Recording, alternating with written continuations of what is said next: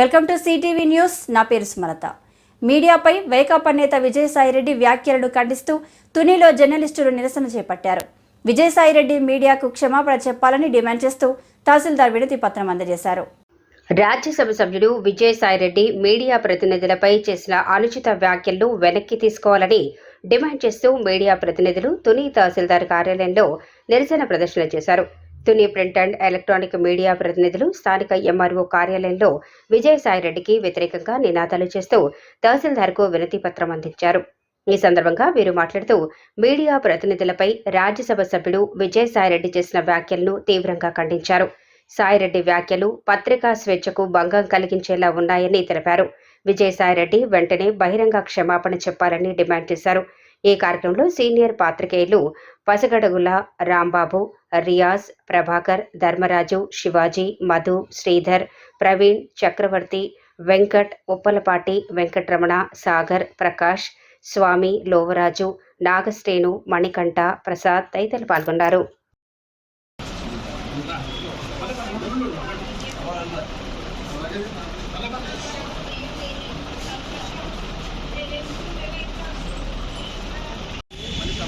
మీడియాపై విజయసాయిరెడ్డి చేసిన వ్యాఖ్యలు బేసత్తుగా క్షమాపణ చెప్పాలి.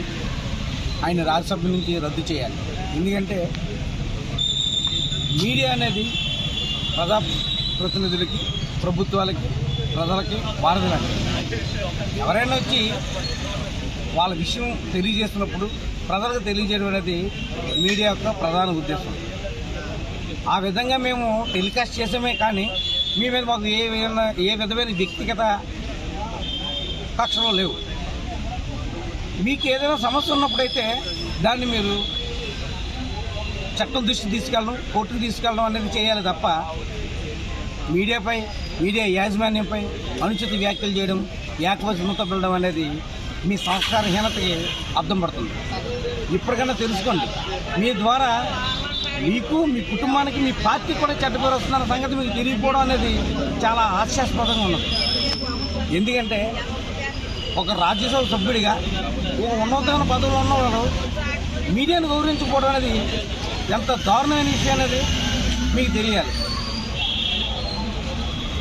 మీరు ఇమ్మీడియట్గా బహిరంగంగా మీడియా క్షమాపణ చెప్పకపోతే దీన్ని మరింత ఉధృతం చేస్తామని మీడియా ముఖంగా తెలియజేస్తున్నాం.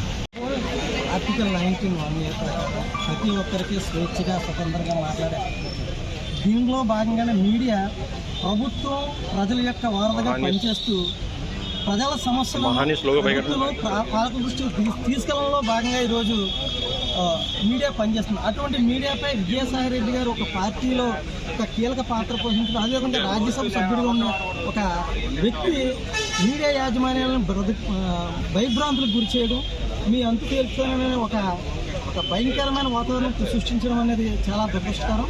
ఇటువంటి వ్యాఖ్యలను విజయసాయిరెడ్డి గారు బేషరతుగా వెనక్కి తీసుకొని ఏదైతే మీడియా యాజమాన్యాలను మీరు బెదిరించారో లేకపోతే వాళ్ళ మీద ఇబ్బందికరమైన వ్యాఖ్యలు చేశారో దానికి వాళ్ళకి క్షమాపణ చెప్పాలని, అదేవిధంగా గతంలో మీడియాపై అనేక రకమైన జీవాలను తీసుకొచ్చి మీడియా గొంతు నొక్కడం అనేది జరిగింది.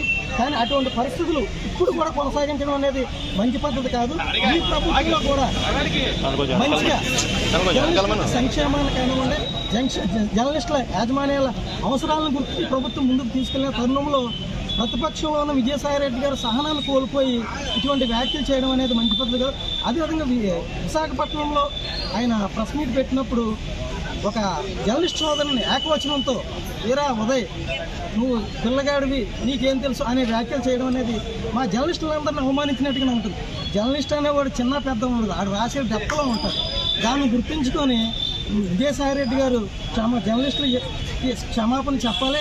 అదేవిధంగా మహాచాల యాజమాన్యం పైన ఆయన చేసిన ఇటువంటి వ్యాఖ్యలను వెనక్కి తీసుకొని ఆ యాజమాన్యాన్ని కూడా క్షమాపణ చెప్పాలని సందర్భంగా డిమాండ్ చేస్తున్నాం. లేని తరుణంలో జర్నలిస్టు సంఘాల ఆధ్వర్యంలో రానున్న రోజుల్లో ఇటువంటి వ్యాఖ్యలు చేస్తున్న ఏ పాలకులైనా లేదా ఏ పార్టీ వాళ్ళైనా మరి తగిన బుద్ధి చెప్తామని ఈ సందర్భంగా తెలియజేస్తున్నాం.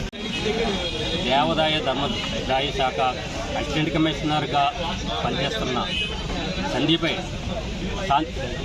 శాంతిపై తన భర్త మదన్ ఇచ్చిన ఫిర్యాదు మేరకు నిజాన్ని నిర్భయంగా రాసే మీడియా సంస్థలపైన, మీడియా ప్రతినిధులపైన ఒక ఉన్నతమైన స్థానంలో ఉండి, ఒక ప్రజాప్రతినిధి అయి ఉండి అనుచిత వ్యాఖ్యలు చేయడం సరికాదని అందునిమిత్తం ఈరోజు మా తుని మీడియా జర్నలిస్టులందరూ తుని ఎంఆర్ఓ గారికి మెమోరాండం ఇవ్వడం జరిగింది. ఈ ప్రజాప్రతినిధి అయిన విజయసాయిరెడ్డి గారు తక్షణమే ఈ జర్నలిస్టులందరికీ తగిన క్షమాపణ చెప్పాలి. లేని పక్షాన మా జర్నలిస్టులందరం కూడా మరింత ఎదురు చేయడానికి మేము సిద్ధమవుతామని చెప్పేసి తెలియజేస్తున్నాం.